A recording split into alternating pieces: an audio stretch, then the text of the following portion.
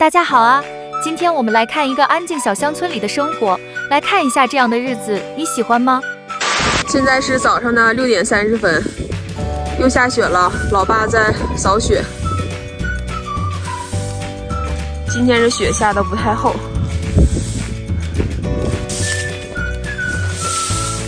我们家后边就是老婶家，这是老婶家的3间房。老婶家下午前2天我们家刷漆的时候剩了点油漆，也刷上一些油漆。那边是小卖店。下午老妈刚从下屋出来，我再带你们到下屋去看一看。这个就是咱们夏天做饭的地方，现在就成了杂物间，所有不怕冻的或者是不用的全都堆放在这儿。下午本身也就是仓房的意思，在农村还有管这叫仓房的。这地下放了2个弹箱柜，柜里边装的都是一些平时不穿的鞋子啊啥的。地下这是不怕冻的菜，暂时先放在这儿，上面盖了一个门帘子。这边还有白面，那个是缝纫机，这个可是老物件了，这个是我小时候就有这个缝纫机，就是这样的。现在这个自来水也用不了了，马上就要冻了。老爸刚才把水表给卸下来了，冬天就用屋里边的井水了。这边是后院，前2天呢，在入冬之前，家里边又新安了一个门斗，就是让这个后门这块能够有多余的空间，也能起到一个防寒保暖的一个作用。咱看一下这门斗啊，这里边呢铺了个地垫，这是原来那个后门，这个没有动，摆放了一些鞋架啥的，能摆一些杂物吧，就是，然后还能保暖。花了3000多块钱这个门斗，你们觉得值吗？现在咱们要进屋，进屋呢，首先看到的就是客厅，因为我平时走后门嘛，就是背朝北，面朝南，然后左手边是厨房，就是外屋地，老妈平时做饭的地方。右手边这个也是一个锅，这是连着西屋炕的，这个锅一烧，西屋的炕就热了。这边是洗漱间，可以洗衣服、洗澡、洗脸，全在这儿。这边是有下水的。再往里走呢，是一个锅炉房。当时屋里边没安马桶，就是因为第一个没有地方安马桶了，再一个呢，就是唯一可以安马桶的地方安了一个锅炉。冬天的话，全靠这个锅炉取暖、供暖。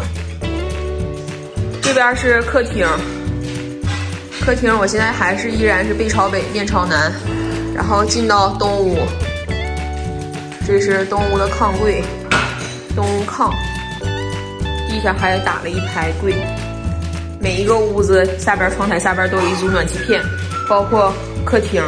现在咱们要来西屋，西屋呢就是这个柜更大一点，但是西屋呢后边没有窗户，跟东屋就是稍微有点不一样，因为西屋的后边就是洗手间嘛，所以放不了窗户。这边这电视平时也没人看。你们都说我家没有窗帘，这不就是窗帘吗？这边老妈还整了2盆土，种的香菜，也不知道能长什么样。你们可以想象一下，外边下着雪，飘着雪花，然后咱们在屋里热炕头上趴着，可以在家里吃火锅啊，或者打个小麻将啥的。东北的冬天呢，很漫长，很冷。然后像这种下雪的场景非常常见，基本上这场雪就不会化了，就是每天望出去都是这样白茫茫一片。好了，我要去吃饭了。早上老妈我看做的啥？它豆腐酱。豆腐酱，在大道捡的豆腐啊？现在豆腐多少钱一块吗？4块。这个也叫外屋地，这锅里边热气腾腾的，早上得烧炕，要不然太冷了。这场雪看似下的不大，但是可恨的是，在前天晚上下完雪之后，昨天上午下的雨夹雪，下午直接就下雨了。所以说，这场雪导致中小学的孩子停课2天，就是在家雪休了，不用去上课了。然后客车什么的也都不通了，地面上面看似是雪，底下都是冰，非常的滑。这是邻居家，他们家今年的苞米丰收了。今年苞米的产量一晌地，我们这边是大亩，一晌地是10亩，比去年的话要多产出3到5千斤。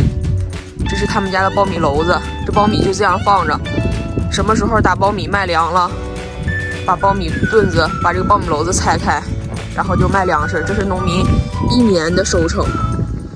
看院子里还有这么多。前面这是稻草垛，过两天就开始要打稻子了。这是水稻，这是苞米，这就是大地的笨苞米。磨苞米碴子，笨苞米碴子就是用这种苞米磨的。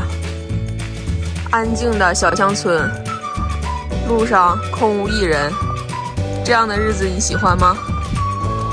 在中国东北有这样一些小乡村，冬天的脚步总是来得早一些。大雪从深秋开始飘落，直到次年的春风才会渐渐停息。冬日漫长而寒冷，却也有着一种令人心动的安宁与温情。清晨，当你推开那扇木门，寒冷的空气扑面而来，鼻尖瞬间染上了冬天特有的冰凉。雪地映着晨光，发出淡淡的银白色光芒，整个村庄像是盖上了一层柔软的棉被。远处的树枝上挂满了冰凌，微风一过，发出清脆的声响，仿佛是冬天低语的回声。这一切让人不禁驻足，感叹自然的静美。屋子里却是截然不同的景象。炕头烧得滚烫，热气在小屋里氤氲升腾，屋内暖意融融。炉火在炉膛里噼啪作响，那是冬日最动听的旋律。窗玻璃上蒙着一层薄霜，你伸手一碰，指尖便能在上面划出一道清晰的痕迹。炉子上煮着水，热气扑腾，弥漫着茶香和柴火的味道。这样的日子里，简单的幸福就在身边。坐在炕上，捧着一碗热乎乎的小米粥，身旁是热茶，耳边是老式收音机里传来的悠扬旋律。偶尔翻开一本泛黄的书，或是与家人聊着昨天梦中的趣事，时间在这暖意融融的房间里仿佛慢了下来。窗外是寒风凛冽，屋内却是一片安然。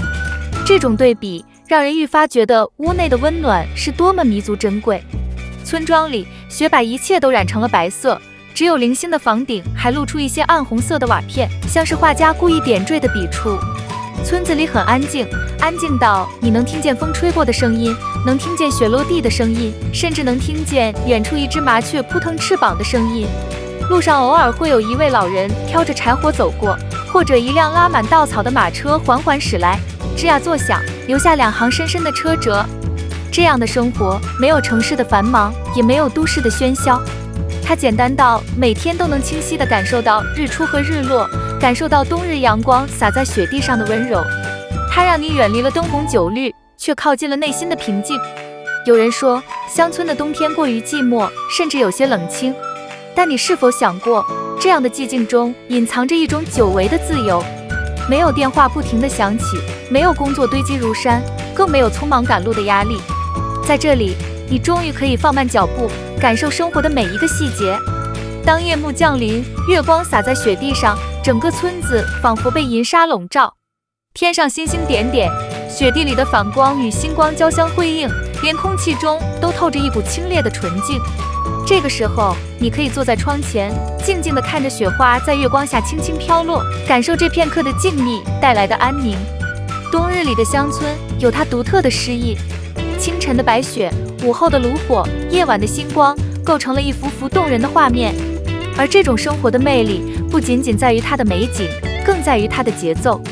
没有城市的匆忙，日子被拉得很长很长，你有足够的时间去感受当下，去沉浸于这份宁静。这样的生活真的让人向往。